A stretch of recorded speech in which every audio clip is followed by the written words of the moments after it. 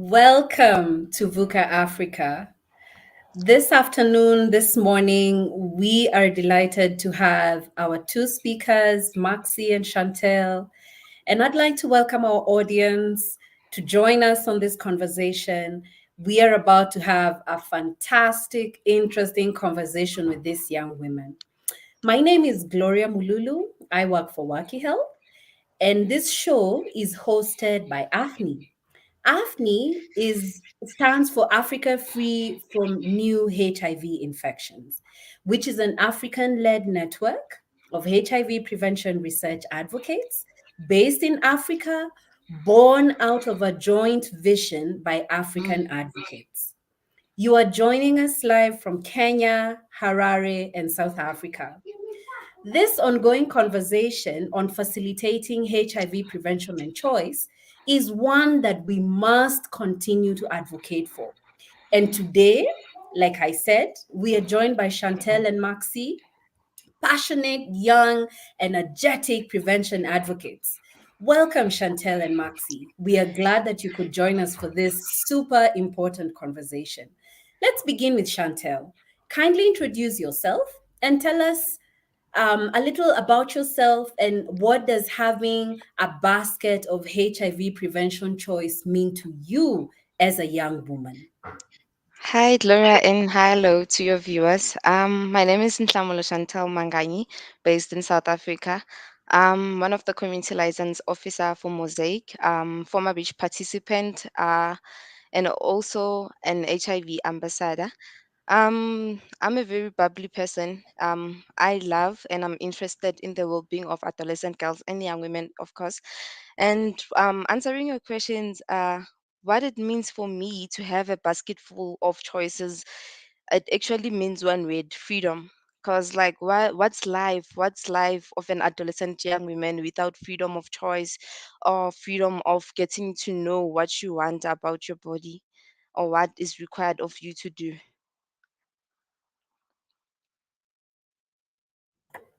I super love that description. Freedom of choice, Yeah, freedom of knowing and having the option to know what to do with your body. true. That is such a powerful statement, Chantel.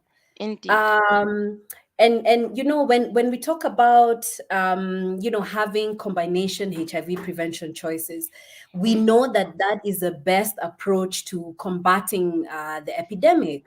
But we would want to find out from you. Just kindly share with us your experience about the ring, about the dapivirine ring, that is. Oh, okay. I guess that will be simple. Well, I'm not gonna lie. Truly, I'm not gonna lie. So, my experience with the Dapivirine vaginal ring was through the research study here in South Africa. The study was designed to fill important gaps in information about the safety and acceptability of the monthly ring, which is a flexible silicone vaginal ring that a woman can insert at home, and it stays in the vagina for the period of 28 days. And also the daily oral prep in adolescent girls and young women ages 16 to 21 years old. Yeah, and while I was on the study, I used the ring for the period of 18 months. My experience with the ring was very fantastic and very special. And as a young woman, I felt important and empowered. I was in charge of my own body, and I was able to make choices that were right for me. Above all I knew that is taking part in the ring study would benefit many other young people like myself. I mean, it's such an important statement that you're telling us. I mean, Yes. the aspect of discretion, the aspect Mm. of flexibility, and we are glad that you are sincerely letting us know just the impact that the ring had on your lives, and we thank you Yeah. for sharing this opportunity with us. Yes. It's such an Yeah. honor. Yeah. It is such an honor, and we are glad that you could share this with us. But even as we move on, this conversation, like we said, providing aspects on the basket, we know that that is something that every young woman across Africa, across the globe wants to hear about. Yeah. But I'm also interested to hear. Is that excitement still there? I mean, with the young women in South Africa, knowing that the ring has been approved in SA. Yeah, it's still we still have the same excitement here in South Africa, because first and foremost, the Dapivirine ring is a game changer for HIV prevention, because it gives us the choice. It is discreet, and no one has to know that we are using it or I am using it, and it is easy to store and carry, and that we only needed to insert it once a month and then continue with living our lives. Mm-hmm, mm-hmm. So the excitement is still there. The young women are waiting for it. It's just a We matter of are, time. Mm-hmm. yes, we just All right. waiting for it to be there. Then we take it on as usually. We take it on. Wonderful. All right. So I'd like to introduce this young, lovely, bubbly lady called Maxi as well to the show. And before I do that, let me read just a few comments on the chat box. I see we have Margaret Akinyi, and she says, "Thank you, Chantel. This is great." I see another comment. This is from Taco. She says, "Wow, Chantel. I can see, Chantel, you've appealed to quite a good number of young women who are very excited with your Yeah, inputs. yes. All right. So at this juncture, I'd like to introduce this lovely, bubbly young woman, super energetic, called Maxi. Maxi, welcome to the show. Tell us a little bit about yourself, and we can begin our conversation. Thank you so much, Gloria. I'm super, super excited to be here and particularly talking about HIV prevention options and choices because I'm all about autonomy. I'm all Mhm. about, my body, my rights. I'm all about, women's choices, at the end of the day. So like highlighted, my name is Maximina Jokonya. I'm a voice fan coordinator working with Y Plus Global, which is really a young and people's network living with HIV. We work in a global space where we really champion the voices of young people in our diversity to have choice that we're talking about today, to have a voice at the end of the day. So I'm really particularly excited to be here and be joining the conversation, especially with Chandel, who has been having that kind of experience, at the end of the day. Thank you so much. Yeah. All right, I promised you a bubbly speaker, and like I said, there is Maxi for us. So, Maxi, I want to ask you this question. I mean, we've had the conversation about the Dapirian ring. It's been under clinical research. Mm, I think from 2004 to date. In January of last year, we had the WHO approve it as an additional HIV prevention choice. Do you think that this ring is revolutionary? Thank you so much, Gloria. I totally agree with you. The ring itself is a game changer. It's a mm, revolutionary, especially for us women and girls. Because remember, we are in a world where we are fighting about gender inequalities. We are talking mm, about mm, different intersectionality that affect us as adolescent girls Mm. and young women and women at large at the end of the day. We have different challenges in terms of, we can talk of COVID-19 right now, the impact that is brought to our attention, really. And the first that is still being impacted is the adolescent girl and young women and women in a broader, a spectrum at the end of the day.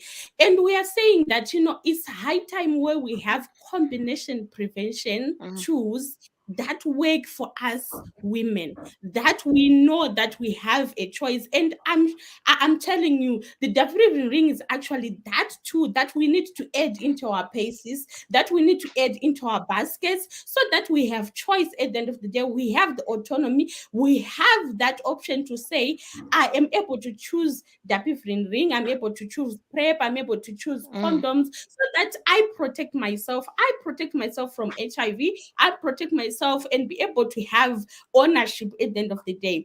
I'm mm, so glad because when I was listening to Chantel earlier on, she talked about the importance of, being important and being empowered as an mm, adolescent girl and young women, being able to use that, that's what we want at the end of the day.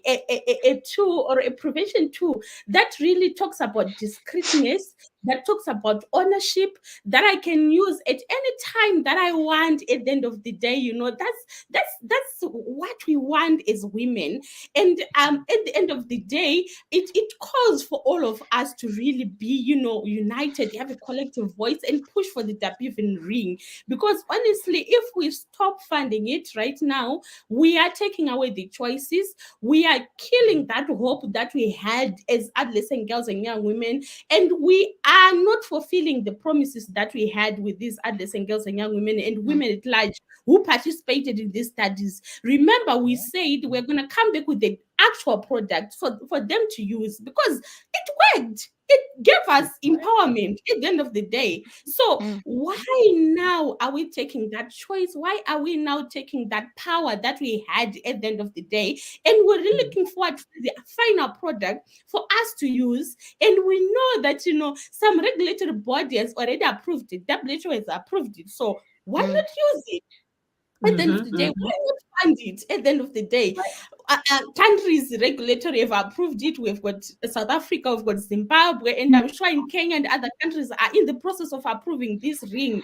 So, Mm-hmm. uh, my plea and my push, and my passion is to see this ring being able to be available to us and be able to offer us choices that we want at the end of the day. mm. Gloria, Mm-hmm. I'm so excited about this, and yeah, thank you so much. I have totally loved your submissions, and I completely kept shaking my head, and I could hear Chantel in the background also agreeing with you, and we all definitely call on funders and country governments to Mm, continue to sustain this support. true. The support from inception, the support for the clinical trials. I mean, it can't stop at Yes, that. Mm, yes. Yeah. And I can see we have Kekana who's commenting and saying the ring is the future for many young voiceless women in the world. The yeah. Mhm. ring should be provided. Mm. Yes, I What totally final agree. words do we have, my girls? What final words do we have for our audience?